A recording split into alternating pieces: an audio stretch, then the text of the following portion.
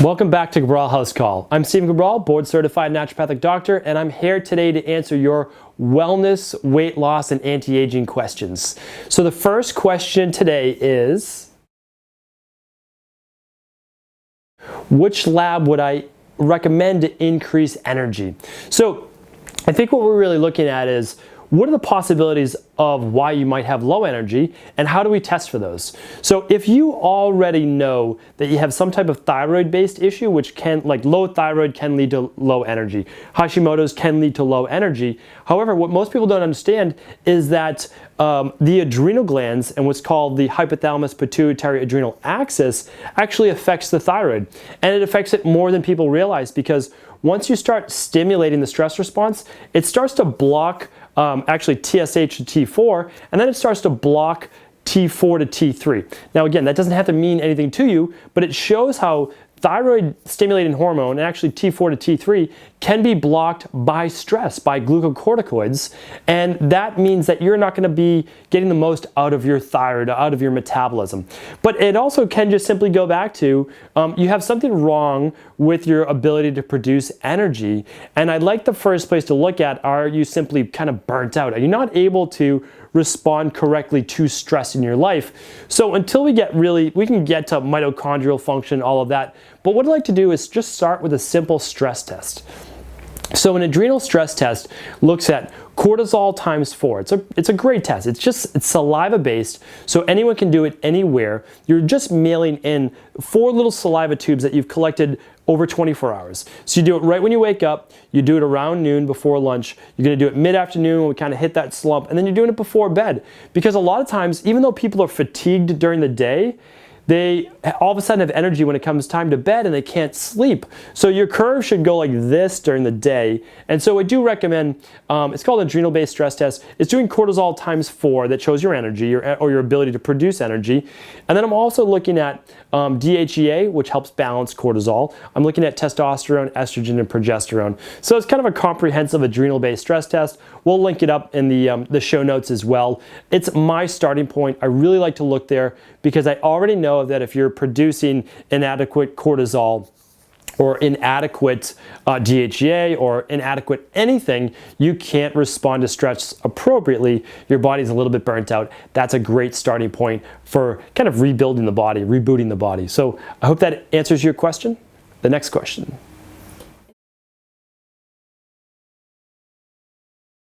So what supplement would help increase energy and decrease stress? So again, I would go back to this, it's called the hypothalamus pituitary adrenal gland axis. And I know I keep going back to that, but that's how everything works. Everything just kind of works in a loop. You feel some stress coming into your body, and your body reacts to it. Your brain's telling your adrenal glands to either produce some type of norepinephrine, epinephrine, adrenaline in the US, that's what we call it. And then eventually from the inside of the adrenal, the cortex, you start to produce cortisol. So what I would say is, you have to stop stimulating that stress response over and over and over again so the body can actually relax. And the other part of it, when you need the ability to respond, your adrenal glands need to work. That HPA axis needs to work properly. So the best way to do that, at least in the short term, would be something called herbal-based adaptogens. It's not the only thing I recommend, because I need to make sure that you are getting enough B vitamins, the anti-stress vitamins. I need to make sure that your magnesium to calcium levels are appropriate. And you can do a hair mineral analysis test for that as well. And then I would make sure that those herbal adaptogens are there, because they're great in the beginning to actually, they've been used for over 6,000 years. Whether you believe in them or not, the clinical evidence is there, the anecdotal evidence is there, and now the actual research is there as well. All you have to do is go in something like the Natural Standard Database. You can find that ashwagandha, that these things work, that they've been used for thousands of years for a reason. Herbs aren't always my first choice, but when it comes to something like this, it's a great choice. I like the B vitamins, I like the herbal adaptogens, and I like magnesium, as long as you're not totally wiped out and exhausted, because magnesium can be a little bit of a sedative. I use magnesium glycinate, magnesium malate potentially, lactate, just not some of the other forms which might not be as well absorbed.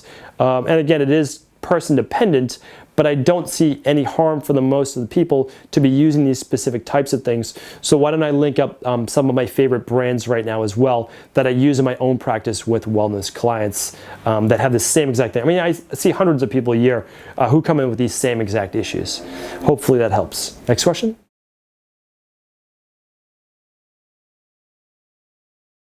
Is there something that can help reduce my stress and anxiety? So kind of a broad question. What I would say is this, is depending on where your levels of stress and anxiety are, I would absolutely test them. Again, you can do the Adrenal Stress Test, or you could do maybe the less expensive one to start, which is the hair tissue mineral analysis. And you can actually see, does your body even have the right nutrients in terms of minerals, in terms of like electrolytes, that you can respond appropriately? Because maybe you can't, like maybe if your body doesn't have what it needs, it can't actually respond to how you want it to. Because sometimes you can try to push through it with willpower all day, but if you don't have the chemicals inside your body to be able to do what you need to do, you're not going to get there. It's going to be an uphill battle. And I mean, I just take it from me, who's someone who's fought that battle for many years, until I had the nutrition my body needed. And again, my digestive system was so weak, I couldn't even break down the food properly, which means that until I got the right nutritional supplements in my body, there was no way I was going to be able to get better. That's just the way it was.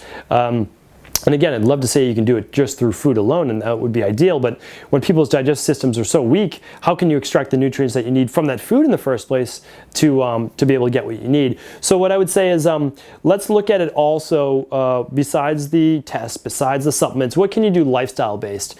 And what I would say is, to be able to reduce stress, is you need to stop stimulating, again, that nervous system, and it all comes back to the breath. So whenever you are in a stressful situation, it's because you're tensing your body up, you're holding your breath, or you're chest breathing, which is just stimulating that fight or flight based response as well. If you breathe in through your nose and you just relax the body, you will start to feel your tension and stress coming down. It's very difficult to be stressed and to belly breathe in through your nose for about 5 seconds and out for about 7 seconds and not be relaxed. So it's something that I when people talk about, oh, I get nervous before a presentation or before I meet with a client or whatever it might be, as I go back to the breath. If you're getting nervous, you're holding your breath, you're holding tension. Just relax the breath, try to calm your mind, and go back to the breathing. Now, you can practice it through meditation, which doesn't have to be chanting or anything like that. You can just literally be sitting there, close your eyes, and concentrate on your breath. You don't need to pick a mantra, you don't need to do anything. All of those things are fine, but you can just simply close your eyes and focus on your breath. Breathe in through for 5 seconds, into your belly, let everything expand, and then start to rise up, and then breathe out for 7 seconds. Just relax your body, that's all you're trying to do. You can do Qigong, you can do Tai Chi, you can, like I said, yoga, but yoga should be Hatha yoga. It shouldn't be a stimulating type yoga. Just things that are going to teach you to breathe and relax your body, or just simply sit and relax. That's a nice way to just calm your body down. And if you're at a desk during the day, there's nothing wrong with taking 5 minutes just to relax, to breathe and calm the body down. Because until you get control of your actual response to stress, it's going to be difficult no matter what you do to actually get control of your own mind as well. And I think that's what we're really talking about, is how our physiology affects our psychology, and vice versa, how our psychology can affect our physiology. So if you can lab test, highly recommended. If you can purchase some nutritional supplements as well that can start to be an herbal adaptogen that can help you adapt to stress so that you can then work on your lifestyle to a better degree so you don't have to fight through willpower, that's great as well. Hopefully this helps and answered your questions. I look forward to coming back tomorrow with another Cabral House Call. Audio Jungle.